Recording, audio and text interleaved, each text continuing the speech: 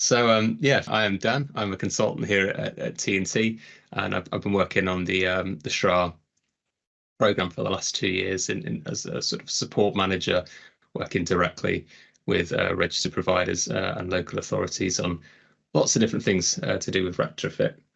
I'm joined here today by Richard Miller for the Masterclass on the importance of governance. Over to you, Richard. Thanks very much, Dan. So hi there. I guess it's useful to start by saying, do you have any particular concerns about governance? Are there any particular issues that you thought really got to come to this session? Because I can adjust a little bit what I'm doing to kind of focus on your specific questions. I don't have any concerns. I'm new to local authorities. I started the HUG2 project management role, so I'm at HUG2 rather than SHDF. But I will be looking at setting up LAD4. I guess really having those governance things right to start with, which they weren't necessarily when I started, would be good. So that's what. Okay, so maybe in the discussion we can talk a little bit about where you think things weren't quite so well organized, with what you've been doing previously. Yep. And pick it up from there. So I'll just kind of dive in. The reason we're talking about governance is because actually it came up from people who are doing projects. It was kind of felt to be something that kind of got left to one side or forgotten. And so that's why we put this session together, because governance is something that often gets assumed. People say, well, we've got procedures, it's somebody else's problem, it's kind of all being handled somewhere up in the ether that we don't understand. It gets ignored because it's too difficult or time consuming and will probably be okay. So how bad could it get? Or just plain gets forgotten. So that's why we put this session together, and hopefully it will answer some of your questions and also some of Isabel's questions, who I see has just joined us. We've got a 1 hour session. I won't make you sit here for an hour if we don't find things to talk about, but we've got 2 discussion periods planned. And so part 1 is talking about why good governance and what to do and when to do it. And then specifically, because again, these have been issues that have been raised by previous applicants, is thinking a little bit about governance before the project start, what you have to, kind of set up in advance and how you need to approach people, and then governance during the project, which again, under the press of activities can get forgotten. So basically the message is it's never too early to start thinking about this. Because you get sudden shocks if you're not prepared, and people often reach that point of hearing the starting gun fire, and then suddenly realize they've got governance issues that they hadn't actually bottomed out. So that's what we're going to be talking about. So the essence of good project governance is to deliver the project successfully. That's kind of the main requirement, but then to do it with clarity, so there's no confusion. Transparency, things are not hidden, behind walls or under rugs. Honestly, complying with laws, regulations, policies, standards, and doing all that ethically, and making the project inclusive to all stakeholders. And then as far as possible, trying to deliver the project without anything major going wrong. So really, it's not scary, complicated or bureaucratic. It is mostly common sense. I'm sure the 2 of you could sit down right now and list all the things you need to do to deliver a good project, and there will be no surprises. And we probably come up with a very similar list between us. The problem is not knowing how to deliver a successful project, it's doing it, and particularly doing it under time pressure or people pressure or extraneous things happening. Basically, it's all common sense. It's just not common practice. And that's the challenge we have to address. So here are the key elements of good project government. Okay, so you need clear objectives, defined roles and responsibilities, good communications.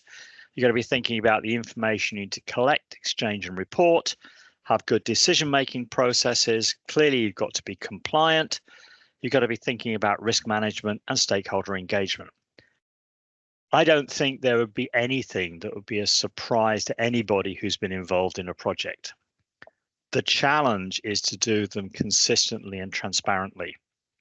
So working through some of these, the clear objective and project outline, the purpose of the project and its scope and outline should be absolutely clear to everyone. If you as a project leader can't describe the project in a few crisp sentences, you don't understand it. And it's surprising how often when you hit people with, okay, tell me about your project, they're actually a bit vague about what it is and what it's meant to be doing. So think about it in terms of the problem, the opportunity is, it matters because if only we could, it would solve this issue, enable us to do this, fix this, create this opportunity. And to do that, we need to.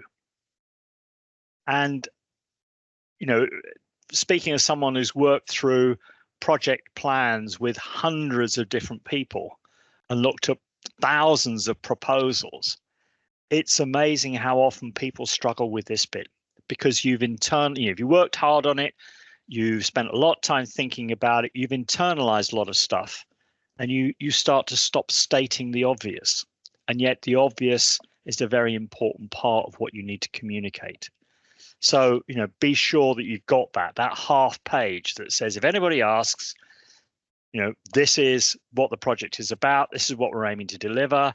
This is what we have to do. And as you get into the project, and this is where we're up to, and this is what's working and what's not working.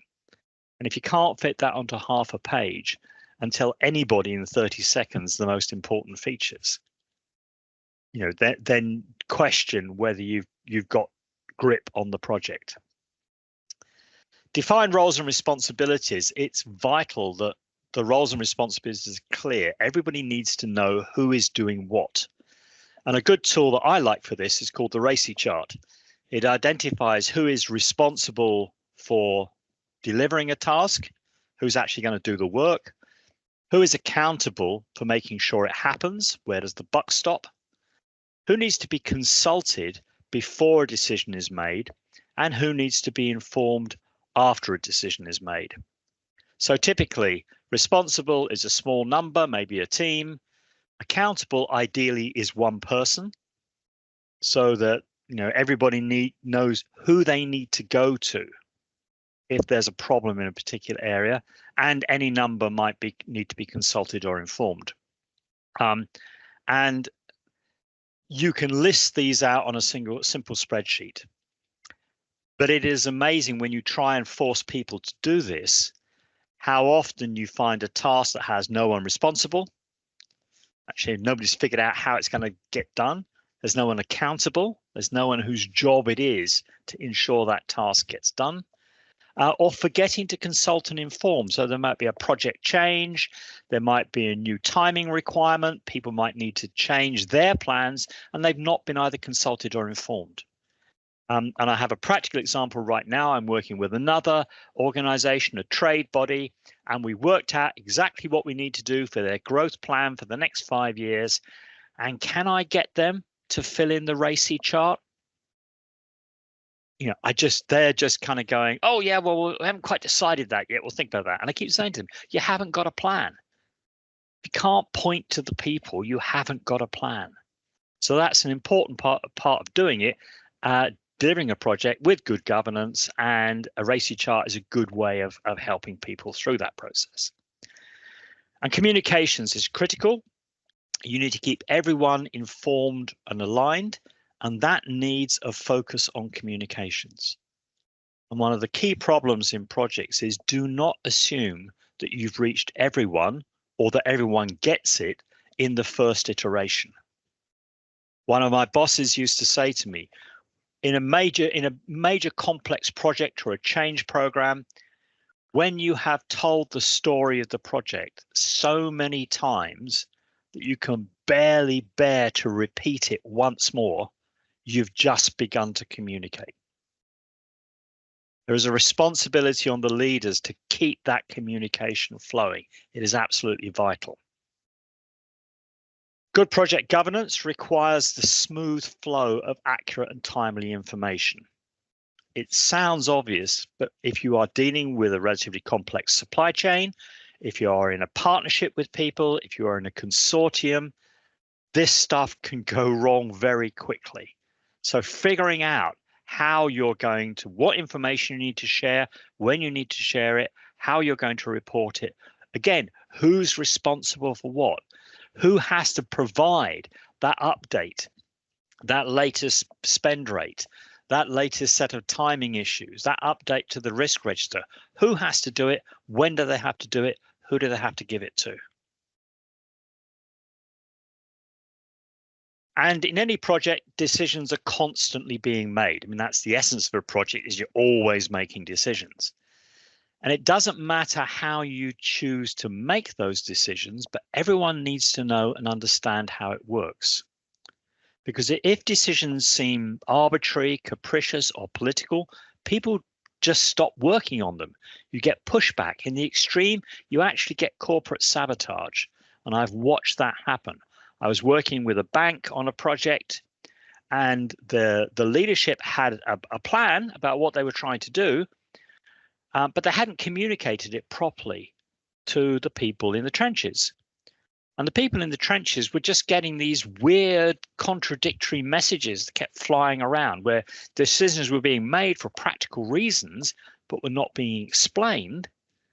And so they actually simply stopped listening to the executive and said, okay, we've got to deliver our daily work.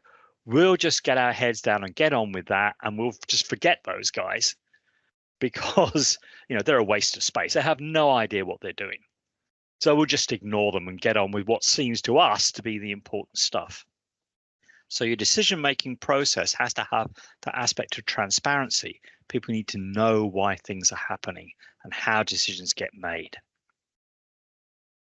And compliance, you must comply with a whole range of laws, policy, and standards. Some will be internal to your organization, some will be national, and potentially some will be international, like money laundering rules.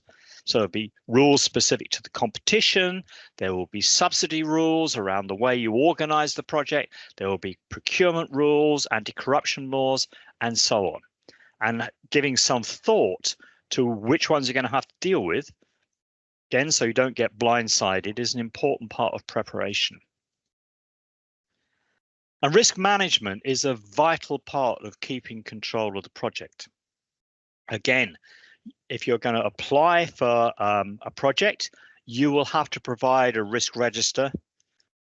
Too many people think that's a one and done job, right? We kind of do a vague, kind of quick run through, pick out the obvious things. I mean, I have seen applications come in with 4 obvious risks highlighted, and essentially, don't worry about those. We've got that under control for each of them. That's not a risk register.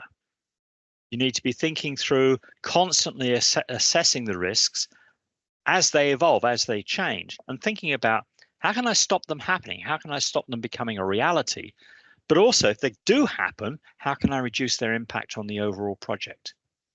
So risk management is a very, very important part of governance. And then stakeholder engagement. If the communication and decision-making in a project are working well, none of the many stakeholders will be blindsided by what's going on. And so the kind of rule of thumb of stakeholder engagement is people should never be surprised by what's happening. And that's your internal stakeholders, the teams that you're working with, that's your supply chain, that's your contractors, that's your tenants, that's everybody who needs to be involved. So keep creating and using touch points to help the information flow. So have the information and make sure the right information flows. So to wrap up this session, this part of the session, good governance helps you deliver with clarity, transparency, honesty, inclusion, and with no major log jams. Make sure that you have clear objectives and people understand what to deliver. Communications and information exchange is at the heart of the project. That enables good decision making. You need to be worrying about compliance and risk management and making provision for that, and then handling your stakeholder engagement. Governance before you start the project. What are some of the particular issues? This is all about being in a good position when the starting gun is fired. Waiting until everyone is ready to go is really too late to sort out how you're going to handle governance. So don't just dive in and start digging, because you may find you're actually in the wrong place altogether. You're dealing with the wrong set of issues. So before the project gets the go-ahead, there's going to be a lot of decision makers involved and to be convinced, and a lot of checkpoints to go through. And to get senior buy-in, you must tell a convincing story about the project, because facts and projections on their own are not enough. You need people to feel the importance of the project. So you're selling the project to a bunch of experienced people with very different backgrounds and approaches and responsibilities. So you need to find a way to make the project relevant to each one of them, to help them understand why it's important. And they have a lot going on, so you're going to have to fight for mind space and show this is a priority. So even if the original idea was theirs, they said, okay, this project funding is available, you guys go away and make it happen. When it comes back to them for approval, you still got to get them to agree to the details. And so a lot of the early governance is about laying out exactly how the project's going to work if everything goes well, because you're looking for no surprises. One of my key learnings from many years in industry is that senior executives don't like surprises. So there's a whole process of bringing people up to speed and carrying them along with you that needs to be going on as part of the process. And to do that, you have to be able to explain how some of these organizational and governance issues are going to work. Now, fortunately, the social housing retrofit website has 2 toolkits which have lots of practical advice on how to set up your business case, so how to explain the project, and then how to use that to get senior buy-in. So I strongly recommend that you have a look at those. They're really very, very useful. And thinking at the business case level, this is our model of the business case. This is a framework to help you make sure that you've covered all the essential topics. A series of questions that you must answer for a successful project. So basically going through these, the strategic purpose is the alignment between this project and the organization strategy. We will be a net zero carbon emissions organization by 2050. This project is a step to a net zero housing stock or whatever. The outcome, what will the project deliver? This project will deliver an upgrade of 100 properties to EPCC at a minimum, with ambition to go further. And then the benefits. If we deliver the project, what will be the benefits and who will benefit? So if we deliver the project, we'll develop our capability for large-scale upgrades, improve the quality of our stock, cut maintenance costs, and improve tenant satisfaction. Then there's the specific actions. What steps will we take to deliver the outcome and the benefits? So these are things we're going to do to get these outcomes and these benefits in order to satisfy this strategic purpose.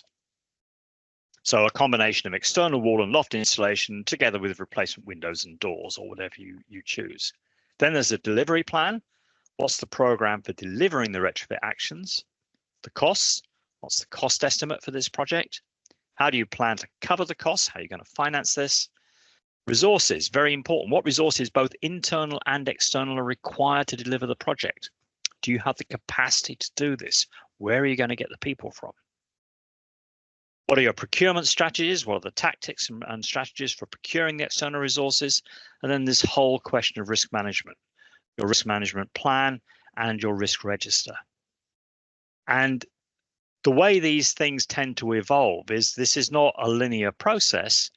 You know, some things will be clear. Maybe your strategic purpose will be very clear at the beginning, but you won't be terribly sure about what the costs are going to be. Or you might have a cost limit, but not quite sure what the retrofit actions will be with that cost limit, and therefore what the outcomes and benefits will be. And these plans, these are living documents, these evolve and these develop. And what they tell you is the what of the project, the why of the project, and then these sections, the how of the project.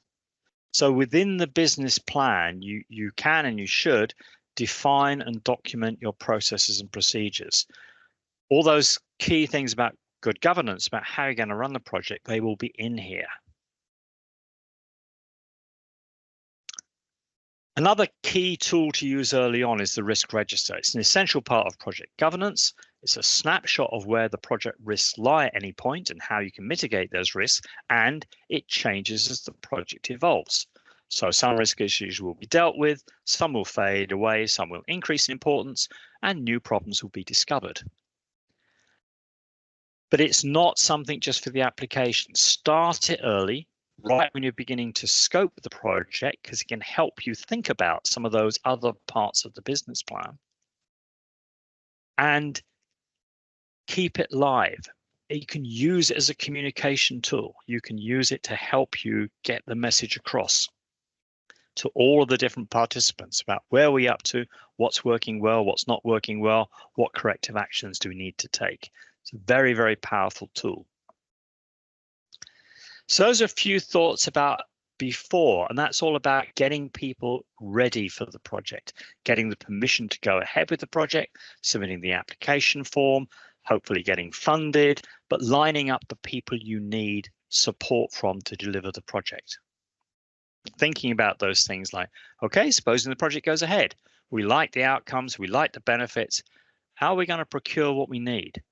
What are we going to do perhaps for the risk register if the costs are not what we expected or the delivery times move out? So as you move into the delivery phase, it's all about keeping all the balls in the air and keeping everybody aligned. It comes back again to communication. And this is where many projects collapse. You cannot communicate too much. As I said, you may be bored, but you have barely started to communicate. And the reason for this is as soon as the starting gun is fired, you get your head down and start to focus on delivery. Unfortunately, so does everyone else. And when that happens, the project fragments and the different groups start to fly off in different directions. The project starts to have multiple objectives in different groups. Right? And if communication fails, you can't hold it together. So how can we stop that? How can we keep pulling everything together? The answer, sadly, is communications, communications, and more communications. Using the risk register maybe as a weekly or monthly update to say to everyone, hey guys, this is what we set out to do. This is where we are at the moment. This new risk has emerged. What are we going to do about that? Another problem is hidden assumptions. So different ways of working that different groups have can trip you up. So I have been in meetings and I have watched meetings where people come away from a discussion where they have agreed the actions that need to be taken. Those actions have been written down in the minutes, and yet somehow people come away from the meeting with completely different ideas of what was agreed. And that can happen because people are making different assumptions about what their role is, how the world works, what compliance issues there are, what they have to do, what they are responsible for. So how do you counter that? It comes back again to those agreed processes and communication, making sure that everyone understands what has been decided and what the next steps are. So document your processes. Document the compliance requirements, document your decision-making process, document the reporting requirements, your project plan and the changes you have to make. Keep your risk register up to date and use it as a management and communications tool.